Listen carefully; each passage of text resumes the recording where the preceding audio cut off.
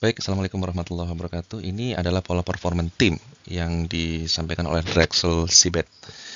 Jadi di sini ada 7 tahapan yang biasanya kita bisa melihat performance teams dari kondisi ini.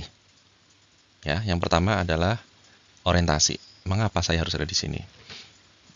Baik, yang berikutnya menciptakan kepercayaan, siapakah Anda, klarifikasi target apa yang kita lakukan, komitmen tentang bagaimana kita melakukannya, implementasi siapa yang melakukan apa, di mana, dan kapan, kemudian pada saat terjadi performa tinggi, apa yang harus kita lakukan, kemudian dari sisi pembaharuan, apakah perlu kita lanjutkan cycle ini ke tahap berikutnya. Nah, kita bisa melanjutkan ke step berikutnya, dari step 1 ke step 2, apabila kita bisa mengatasi item-item per stepnya dulu. Karena ada juga kemungkinan item pertama misalnya, mengapa saya di sini itu tidak bisa diatasi. Oke, kita akan melihat dari sisi mengapa saya ada di sini. Kalau seandainya kita bisa menjelaskan dengan baik tentang tujuan mengapa saya ada di sini, kemudian kita bisa mengetahui identitas tim, ya istilahnya ta'arufnya jelas, tafahumnya jelas, maka ini lebih baik. Kemudian keanggotaannya jelas, maka kita baru bisa melangkah ke tahap berikutnya, yaitu ke tahap 2, siapakah Anda.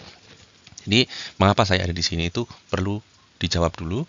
Kita harus punya tujuannya, identitas tim, dan keanggotaan. Tetapi, apabila kita tidak bisa menjawab ini, mengapa saya di sini, maka ada kondisi terjadinya disorientasi. Kita sendiri tidak tahu kenapa saya harus di sini, gitu ya. Kemudian ada uncertainty atau ketidakpastian. Mengapa saya perlu di sini sih, gitu ya. Kemudian ada ketakutan, karena kita tidak tahu apa yang harus kita lakukan. Nah, kalau kondisi seperti ini kita jangan naik ke step kedua dulu. Kita pastikan bahwa step pertama ini teratasi.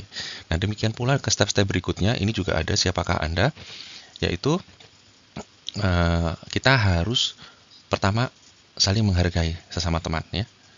Jadi melanjutkan yang di atas, saling mengenal, yang ini saling menghargai, kemudian saling terus terang. Kita harus transparan. Yang ketiga, kita saling tafahum tadi, saling capability, saling mengetahui kapabilitas masing-masing, ya. Nah, apabila ini tidak bisa terjawab, ya, siapakah Anda ini sesuai dengan item-item di atas tadi, maka akan terjadi kondisi di mana tim akan menjadi terlalu hati-hati, was-was, pesimisme lebih tinggi daripada optimisme. Kemudian akan timbul saling tidak percayaan, trust terjadi antar sesama tim. Kemudian akan terjadi kepalsuan atau capability yang dibuat-buat. Kalau ini terjadi, maka Anda jangan melangkah ke tim berikutnya. Jangan melangkah ke langkah berikutnya. Oke? Kemudian klarifikasi target, apa yang kita lakukan. Pastikan ada hipotesa atau ada goal yang bakal kita raih, walaupun itu secara cita-cita kita. Ya. Kita bikin hipotesa dulu goalnya. Kemudian targetnya jelas dan terpadu, ya, integrated. Kemudian kita memiliki kesamaan visi dari hal-hal yang ada di atas, ya. Hipotesanya ada dan kita saling setuju, targetnya jelas dan integrated dan kita sama-sama setuju, maka terjadilah kesamaan visi. Tapi apabila itu tidak terjadi, ya, maka yang terjadi adalah tim akan mengalami apatisme, ya, terserahlah gitu ya, atau malah skeptis. Nah, ini nanti akan terjadi persaingan-persaingan yang tidak perlu, yang di luar dari target kita. Kalau ini terjadi, jangan melangkah ke langkah berikutnya. Oke, berikutnya adalah komitmen. Komitmen ini apa? Komitmen ini bagaimana kita melakukannya. Ya, pertama, sistem penugasannya jelas, delegasinya jelas, siapa mengerjakan apa. Ya. Kemudian alokasi sumber dayanya sudah ada, jadi kita miliki sumber daya yang cukup. Ya, jangan satu orang dilimpahi pekerjaan yang banyak, ini kurang bagus.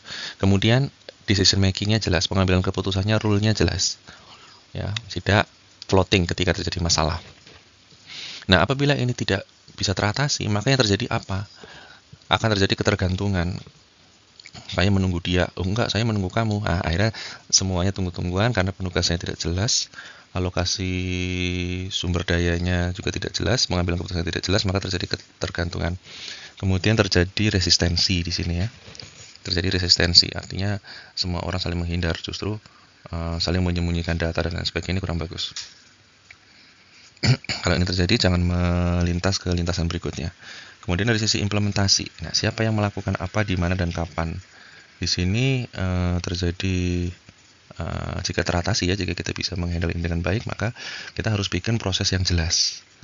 Kemudian harus terjadi keserasian ya antar tim ya. Jadi jelas nih communication formnya jelas, communication rule-nya jelas.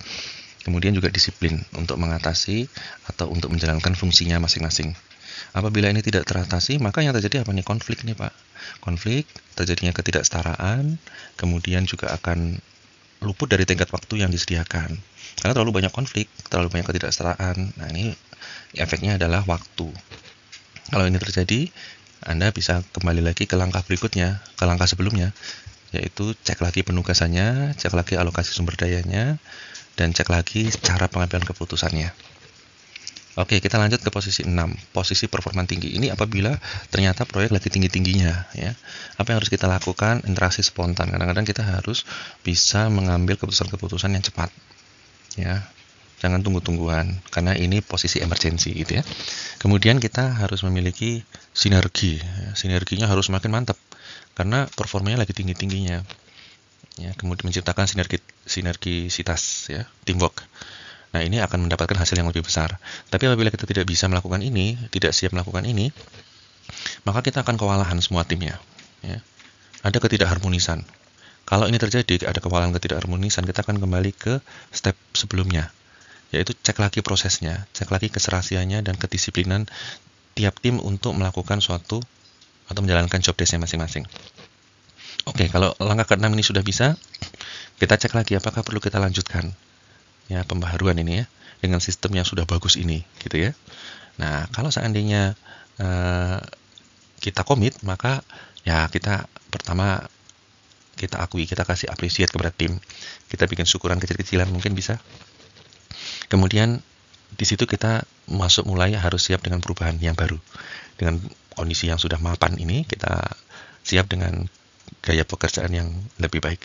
Kemudian kita mempertahankan kekuatan yang sudah ada, yang sudah kita bangun selama ini. Nah, jika ini tidak teratasi, biasanya tim, udahlah nggak usah deh, bosen. Jangan capek, kelelahan. Kalau ini terjadi, kembali ke step berikut sebelumnya, ke step 6. Nah, cobalah buat interaksi spontan yang lebih baik, sinergisitasnya dinaikkan untuk mencapai hasil yang lebih baik.